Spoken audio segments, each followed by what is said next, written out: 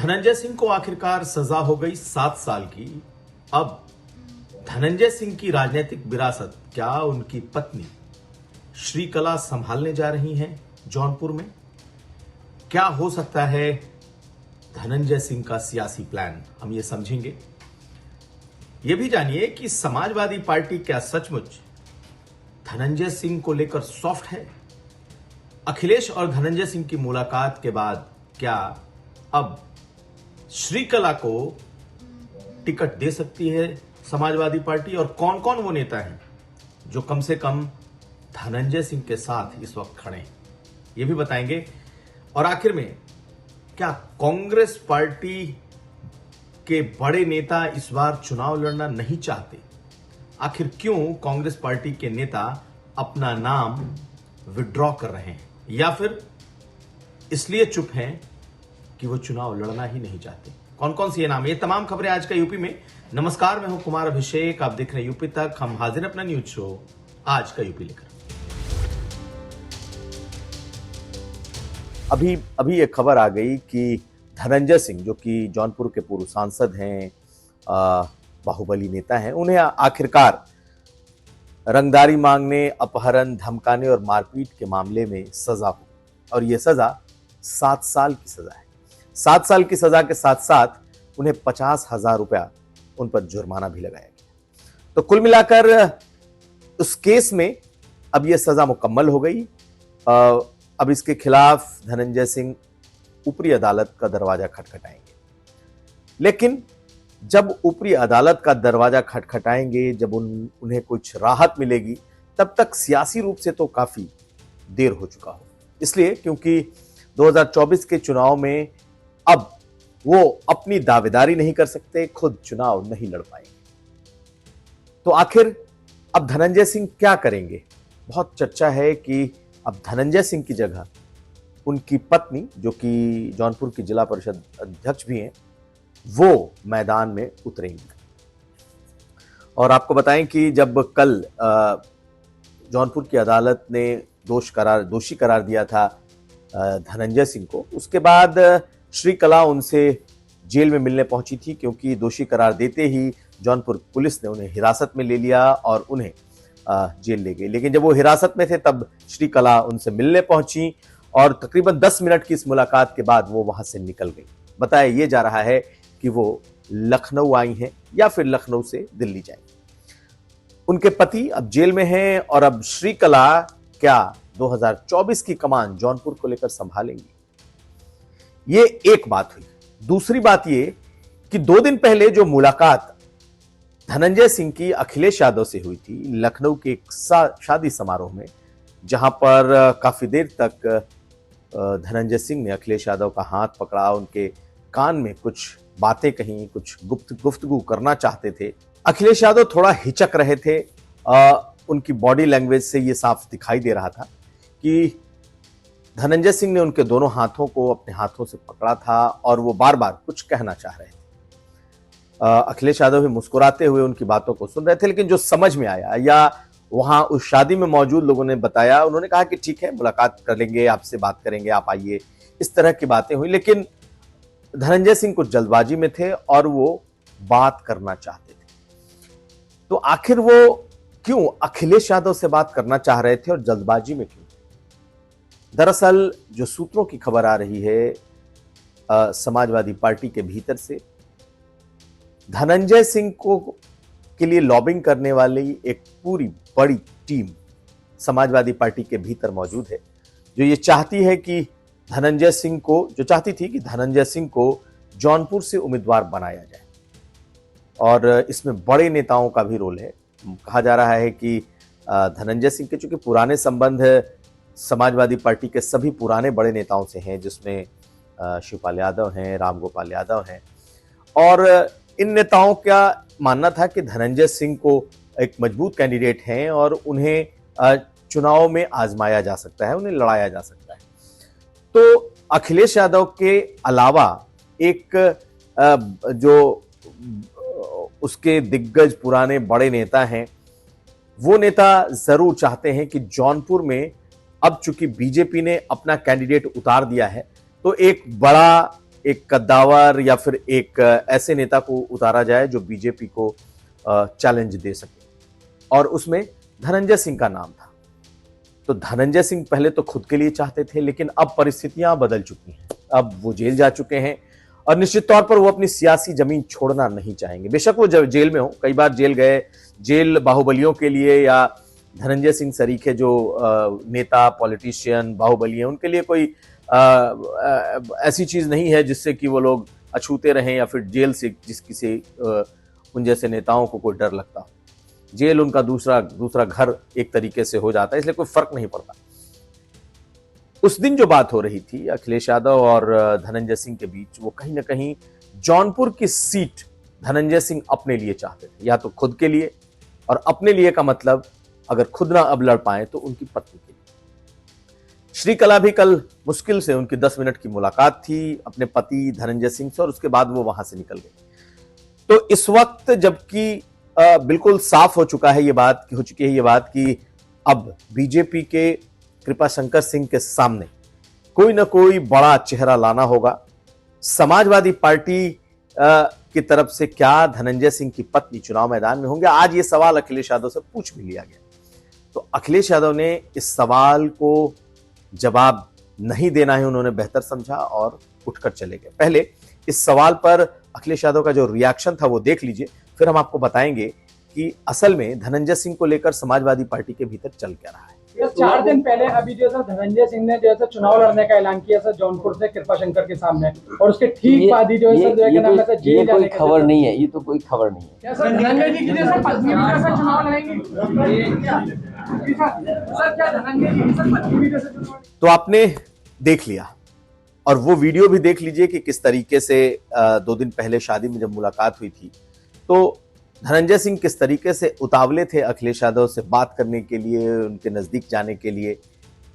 इसके पीछे की सबसे बड़ी और एकमात्र वजह जौनपुर की सीट, जौनपुर की का टिकट है। तो एक बड़ा तबका ये चाहता है, बड़ा तबका यूं कहें जो पुराने समाजवादी नेता या फिर जो मुलायम सिंह के साथ के लोग हैं, उनमें से कई लोगों का ये मानना है कि धनंजय सिंह को, या पहले तो वो लोग चाहते थे कि धनंजय सिंह को ही टिकट दिया जाए, लेकिन अब चूंकि धनंजय सिंह जेल चले गए हैं तो निश्चित तौर पर जो दावेदारी होगी वो धनंजय सिंह की पत्नी श्रीकला की होगी। वो पॉलिटिकल भी हैं, वो वहां से चुनाव भी लड़ चुकी हैं, जिला परिषद अध्यक्ष भी हैं, लोगों के बीच में भी होती हैं और लोगों के बीच में पॉपुलर भी हैं।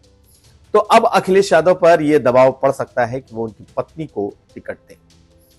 धनंजय सिंह के खुद के चुनाव लड़ने में और उनकी पत्नी श्रीकला के चुनाव लड़ने में बहुत अंतर है, और वो अंतर यह है कि धनंजय सिंह के जेल जाने के बाद उनकी पत्नी को टिकट देने में समाजवादी पार्टी को उतनी प्रॉब्लम नहीं आएगी, लेकिन जो अखिलेश के आसपास का जो ग्रुप है उसको ये लगता है, और खुद जो हमारी जानकारी है उसके मुताबिक अखिलेश यादव को लगता है कि अगर समाजवादी पार्टी ने उन्हें टिकट दिया और वो जीत करके आए तो फिर समाजवादी पार्टी के वो एक सांसद तो हो सकते हैं, लेकिन सिस्टम पार्टी का नहीं चलेगा। वो सिस्टम तो अकेले धनंजय सिंह का ही चलेगा, यानी कि जो धनंजय सिंह चाहेंगे वही होगा। वो पार्टी फिर जौनपुर में समाजवादी पार्टी नहीं रहेगी, फिर जौनपुर में धनंजय सिंह अपने आप में एक स्वतंत्र पार्टी होंगे। बेशक वो जीत जाएं तो वो समाजवादी पार्टी के टेक्निकली सांसद हो जाए, नहीं वो जीत जाए नहीं उनकी पत्नी जीत जाए, लेकिन सिस्टम फिर उनका अपना चलेगा और फिर सपा के लोग बाहर दिखाई देंगे। ये एक ऐसी बड़ी वजह है जो अखिलेश यादव को रोक रही है कहीं ना कहीं धनंजय सिंह को या उनके परिवार को टिकट देने से। लेकिन आज जिस तरीके का रिएक्शन आया है ये पार्टी के भीतर इस बात को दिखाता है कि हो सकता है कि धनंजय सिंह के साथ एक सहानुभूति की भी बात हो जाए, क्योंकि जैसे ही कृपाशंकर सिंह को टिकट मिला उनको सजा हो गई और जेल भी भेज दिए गए तत्काल। और यह भी माना जा रहा है कि अगर जौनपुर में कोई चुनाव लड़ पाएगा तो वो धनंजय सिंह ज्यादा बेहतर चुनाव लड़ पाएंगे। तो कुल मिलाकर फिलहाल सस्पेंस बना हुआ है। पार्टी के भीतर एक वर्ग है जो धनंजय सिंह या फिर उनके परिवार के लिए लॉबिंग कर रहा है, और ये लॉबिंग का ही नतीजा था कि उस दिन अनायास ही ये मुलाकात हो गई। हालांकि ये अनायास है लेकिन इस मुलाकात के पीछे भी एक बड़ी लॉबिंग काम कर रही थी। तो क्या अखिलेश यादव टिकट देंगे और अब ये टिकट धनंजय सिंह को नहीं बल्कि श्रीकला को दिया जाएगा? तो ये एक बड़ा सवाल है कि क्या अखिलेश यादव टिकट देंगे। आज के उनके रिएक्शन को देखकर लग रहा है कि अभी इस पर कोई फैसला तो नहीं हुआ है, लेकिन उन्होंने कोई मना भी नहीं किया है। तो हमारी नजर बनी रहेगी जौनपुर के इस पॉलिटिकल डेवलपमेंट पर। देखते हैं आगे क्या होता है। तो कांग्रेस पार्टी को समाजवादी पार्टी ने 17 सीटें दे दी हैं। समाजवादी पार्टी ने अपनी 31 सीटों पर प्रत्याशियों का ऐलान भी कर दिया है।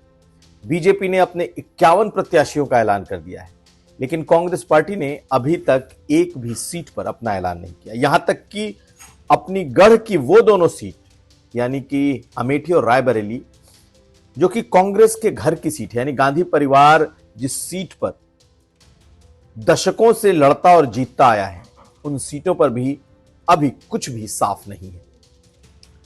तो क्या अमेठी और रायबरेली से राहुल गांधी और प्रियंका गांधी चुनाव में उतरेंगे?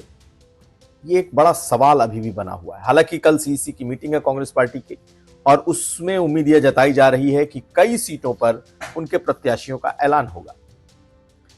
लेकिन नजर इस बात पर है कि क्या राहुल गांधी अमेठी से चुनाव लड़ेंगे, क्या प्रियंका गांधी रायबरेली लड़ेंगी? प्रदेश कांग्रेस के नेताओं ने तो यह कह रखा है कि यह दोनों परिवार की सीट है और परिवार उस पर तय करेगा। लेकिन हैरत इस बात की है कि अभी तक कांग्रेस पार्टी ने परिवार के लिए भी सीटों का ऐलान नहीं किया है। तो अब कल इस पर नजर रहेगी कि क्या प्रियंका और राहुल अपनी अपनी सीटों से लड़ते हैं या फिर वहां गांधी परिवार का कोई करीबी लड़ता है। तो इस पर तो नजर रहेगी। लेकिन एक दूसरी बड़ी खबर जो कांग्रेस के भीतर से निकल करके आ रही है वो ये है कि उत्तर प्रदेश में सीटें तो कांग्रेस ने ले ली, लेकिन इनके जो बड़े और कद्दावर नेता हैं वो खुद इस चुनाव में जाने से हिचक रहे हैं। देखा जाए तो अभी तक अमेठी और रायबरेली पर नाम नहीं आया है। कई ऐसे नेता हैं जो अपनी जगह अपने बेटे या अपने परिवार को लड़ाने के मूड में हैं। अब आप बाराबंकी की सीट देख लें तो जान लीजिए वो नाम तो बड़े हैं, लेकिन लड़ने के नाम पर वो हिचक रहे हैं। अजय राय, जो कि वाराणसी में प्रधानमंत्री मोदी के खिलाफ 2 चुनाव लड़ चुके हैं, उनके बारे में चर्चा थी कि वो वाराणसी नहीं लड़ना चाहते, वो बलिया लड़ना चाहते। लेकिन समाजवादी पार्टी ने कांग्रेस पार्टी को वाराणसी की सीट दी। राजेश मिश्रा, जो कल तक कांग्रेस के लिए टिकट मांग रहे थे, उन्होंने बीजेपी ज्वाइन कर ली है। अब देखना है कि क्या अजय राय वाराणसी से चुनाव लड़ने की हिम्मत जुटा पाते हैं या नहीं। नजर इस पर बनी रहेगी। उसके अलावा इमरान मसूद सभी पार्टियों में घूमते हुए समाजवादी पार्टी बसपा होते हुए वापस कांग्रेस लौट आए हैं, लेकिन उनके मन की इच्छा ये कतई नहीं है कि वो सहारनपुर दोबारा लड़े, क्योंकि वो सहारनपुर 2 बार लड़ करके वो हार चुके हैं। ऐसे में वो चाहते थे कि उन्हें बिजनौर जैसी कोई सीट दे दी जाए, लेकिन अब कांग्रेस के खाते में सहारनपुर ही गई है। देखना पड़ेगा क्या वो लड़ने की हिम्मत जुटाते हैं या फिर वो भी पीछे हट जाते हैं। नजर इस पर भी रहेगी। राज बब्बर के लिए अगर सीट देखी जाए तो फतेहपुर सीकरी है, लेकिन अभी तक राज बब्बर की तरफ से चुनाव लड़ने को लेकर के उनकी कोई सक्रियता दिखाई नहीं दे रही, ना ही उन्होंने कोई दावा किया है। अब क्या राज बब्बर को टिकट मिलता है या नहीं मिलता है? पीएल पुनिया बाराबंकी से खुद नहीं लड़ रहे। पीएल पुनिया के बेटे तनुज पुनिया लड़ सकते हैं, हालांकि बाराबंकी की सीट पर उनकी दावेदारी है। प्रदीप माथुर रह चुके हैं मथुरा से सांसद, लेकिन इस बार वो भी हिचक रहे हैं मथुरा की सीट लड़ने के लिए। उनके तरफ से भी कोई बहुत ज्यादा उत्साह इस सीट को लेकर नहीं दिखाई दे रहा। सुप्रिया श्रीनेत, जो कि इस वक्त पार्टी का चेहरा है, प्रखर वक्ता हैं और पार्टी की सबसे जबरदस्त प्रवक्ता के तौर पर उन्होंने पहचान बनाई है। कहा यह जा रहा था कि महाराजगंज से वो चुनाव लड़ेंगी ही लड़ेंगी, लेकिन कांग्रेस पार्टी महाराजगंज लेने को ही पहले इच्छुक नहीं थी। समाजवादी पार्टी ने उन्हें महाराजगंज दिया है और अब कहा जा रहा है कि किसी विधायक के लिए वो सीट दी जा सकती है कांग्रेस पार्टी से। सुप्रिया श्रीनेत क्या लड़ेंगी, उनके बारे में चर्चा है कि वो संगठन में रहकर पार्टी की को ज्यादा मजबूत करना चाहती हैं। उसी तरीके से हाल ही में रवि वर्मा और उनकी बेटी पूर्वी वर्मा आए और उनकी पूरी कोशिश थी कि खीरी की सीट पर वो उन्हें टिकट मिले और वो चुनाव लड़े, लेकिन खीरी की सीट समाजवादी पार्टी ने नहीं दी और सीतापुर की सीट दे दी। पार्टी की तरफ से कहा जा रहा है कि आप सीतापुर की सीट लड़ लें, लेकिन रवि वर्मा और पूर्वी वर्मा उसके लिए हिचक रहे हैं, तैयार नहीं है। क्या उनका भी नाम आता है या नहीं, इस पर भी नजर रहेगी। एक ऐसी सीट, एक ऐसे नेता एकमात्र हैं जो अपनी सीट के लिए लड़ रहे थे और वो है देवरिया की सीट, जहां से अखिलेश प्रताप सिंह जो प्रवक्ता हैं वो अपना दम ठोक रहे थे कि वो चुनाव लड़ेंगे और वहीं से लड़ेंगे। तो क्या देवरिया तो कांग्रेस के खाते में आ गई है और बहुत मुमकिन है कि उन्हें वो सीट मिल भी जाए। तो ऐसे में जितने नेताओं के मैंने नाम लिए उसमें से एक ही नाम ऐसा है जो अपनी सीट पर चुनाव लड़ने के लिए पूरी ताकत झोंक रहा है और पूरी ताकत से लड़ने की बात कर रहा है। बाकी सबके अंदर कोई ना कोई हिचक दिखाई दे रही है कि कौन कहां से लड़े। अभी तक हिचक तो अमेठी और रायबरेली पर भी बनी हुई है। अब नजर इसी बात पर है कि क्या दोनों राहुल और प्रियंका अमेठी और रायबरेली से चुनाव में आते हैं या नहीं। तो ये था आज का यूपी। हम कल फिर हाजिर होंगे। हमें दीजिए इजाजत। नमस्कार।